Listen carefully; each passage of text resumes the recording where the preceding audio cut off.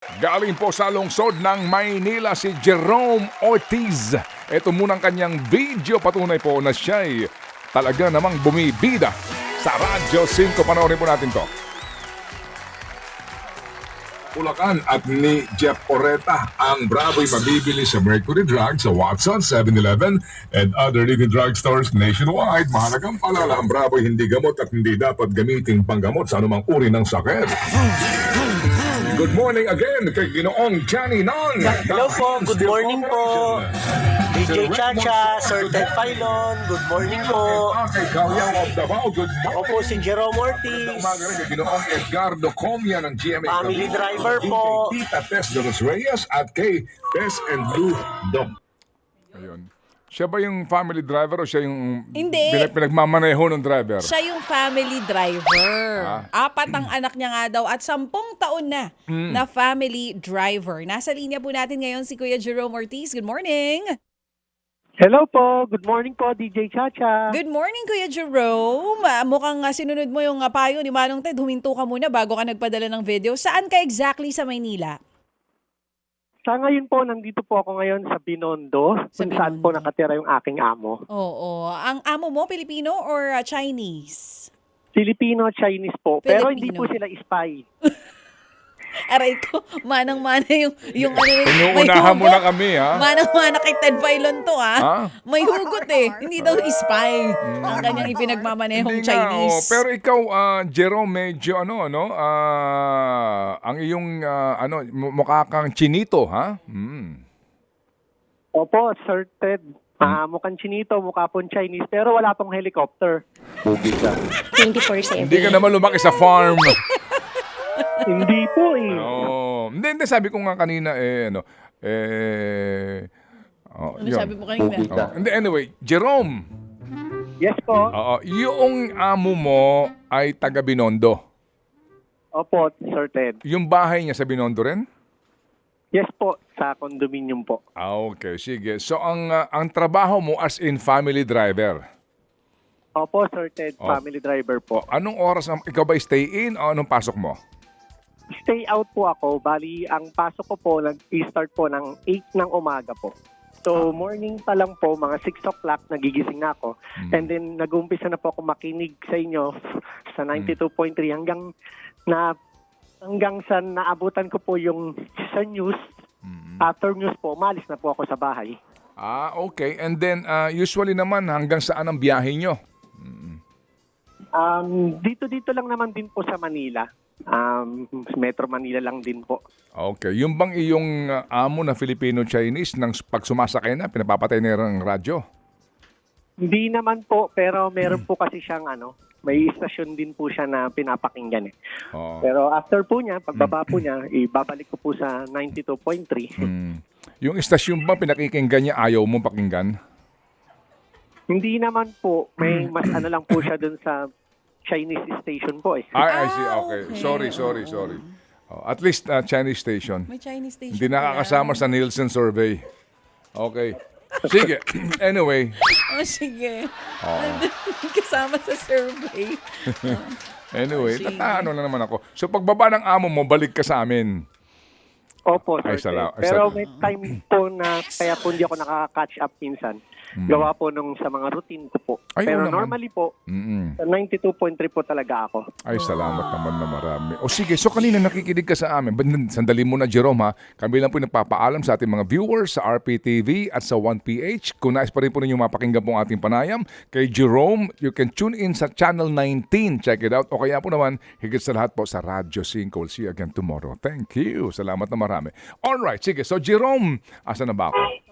Nandun ka sa tinatanong mo nga siya. Okay, Kung, Jerome, so kanina nung nakikinig ka sa amin, ikaw ba'y nagulat nung sinabi namin na ang aming hinahanap na pabida ay family driver? Medyo po, kaya po medyo naranta ko na tumabi po kagad at mag-umpisa po mag-video. Ayan. O, sige. So, Jerome, kamo, 4 ang anak mo. Opo, Sir Ted. Lahat nag-aaral. Opo, Sir Ted. Anong mga grado ito? Yung panganay ko po, mag-senior high school na po, grade 11. And then yung isa po is mag-grade 9. And then yung sumunod po, yung pangatlo is mag-grade 3 po.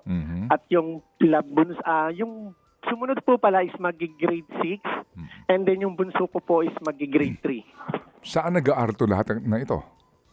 Sa public school po sa Epifanio de los Santos po. Okay, si Mrs. mo ang trabaho? Right now po, yung live-in partner ko po is hindi po siya yung mother ng 4 na anak ko.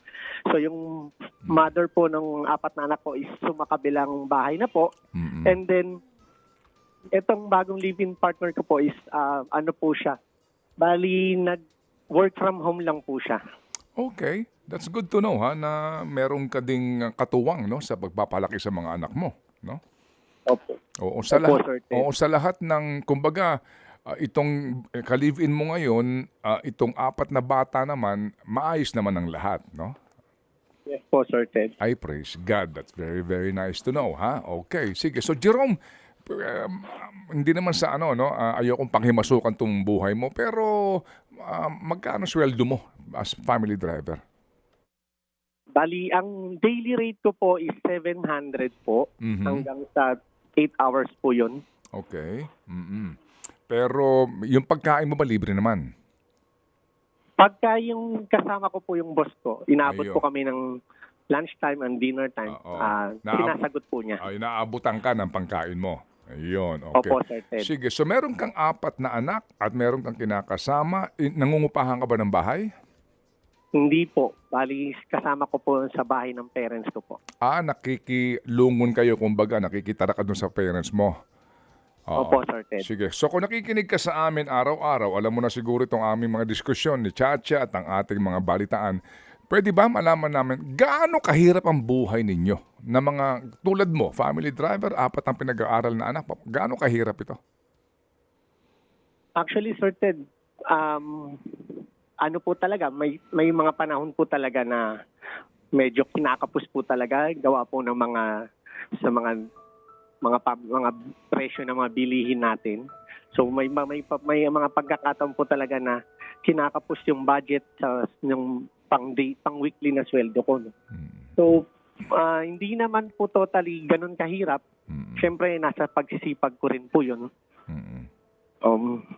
Pero mahirap po yung makatamasa rin ng medyo marangya dahil nga po yung hindi po equal yung sinasweldo sa mga gastusin po.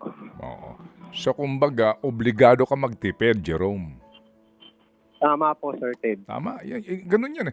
Naalala mo dati, Cha, di ba mayroong noong nagkakaroon ng problema sa bigas, tayo din magkamote. Oo, yun Alam mo? ang suggestion. Di ba? Magtipid kayo. Magtipid. Tama, Or kung kayo daw gawing alternative ang di ba? kamote. Kung kayo daw bibili ng ganito, di ba? Wag kang bumili 1 kilo. Alam niyo 'yun, di ba? Dati ang sinasabi magtipid tayo. Oo. Ayun. Kaya yun talagang gagawin mo. Magtitipid ka kasi nga hindi sapat eh. Yung kinikita doon sa gastusin, lalo pat meron ka nang magkokolehiyo, Jerome. Oo nga po, Sir Ted. Ano bang balak ng bata? Sa ngayon po, ganun pa rin po, patuloy po yung kanyang pag-aaral. Kaya po pinupush ko sila na magsumikap para yun po yung magiging nila yung pag-aaral po. Yun po yung magiging Sige. kayamanan na pwede ko maiwan sa kanila. Sige. So Jerome, ganito, meron kang 1,000 pisong premyo, no? 1,000 lang naman to kasi nga sabi namin, chance to win up to 2,000. Itong 1,000 para saan to? Ang gastos po for everyday, kung mababudget po. Okay. Ako, suggestion ko, bili ka ng Toyota po, Altis. Pwede mong ipang-grab. Yung sobra, ilagay mo sa educational trust fund. Hindi 20 million yung ibibigay natin. Ay, kay 1,000 Jerome. lang pala. Sorry. Oo. Sorry. Okay. Anyway, so Jerome, eto lang, lambing lang naman namin sa iyo. Bigyan mo nga kami ng mga programa sa Radyo 5 na alam mo para lang sa karagdagan lang na premyo mo today. Sige po, Sir Ted. Siyempre, umpisahan ko po sa inyo sa DJ Chachan, Ted Filon. And then susunod po kay Sana Lord. And then to follow po yung Heart to Heart. And then yung kay Ma'am Christopher Minute at yung kay Idol Serapitul po yung Wanted sa radyo. And then yung nasusubaybayan ko na po is yung Frontline. And then yung kay Dr. Love po. Oo. Sama mo na si Mon Gualvez ha, sa umaga ha. Huwag mong kakaligtaan yun. Bangon Bayan with Mon. Anyway. Yes po, si Mayor Mon Gualvez. Ay. Makikinig ito, alam niya. Iboboto niya. Alam Kasi niya. botante sa Maynila ito. O, kahit hindi tatakbo si Mon, imoboto niya. Okay. Jerome, meron kang 2,000 piso, ha? Okay. Okay po, sir. Salamat po. Galing ito kay Happy K at kay Happy Anonymous. Nagtutulong-tulong para nga sa tulad mong uring manggagawa na ang galaw sa mundo ay doon tayo nagkamali. Jerome, ang galaw sa mundo ay... Ay! Naputol si Jerome. Jerome? Jerome! Nawala nga siya. Nawala nga siya. Ang galaw sa mundo ay... Patas! Sige, Jerome, abangan mo yung tawag ng aming staff, ha? Ted Filon at DJ Chacha. Ngayon, nasa Radyo 5, 92.3 News FM. Monday to Friday, 6 to 10 a.m.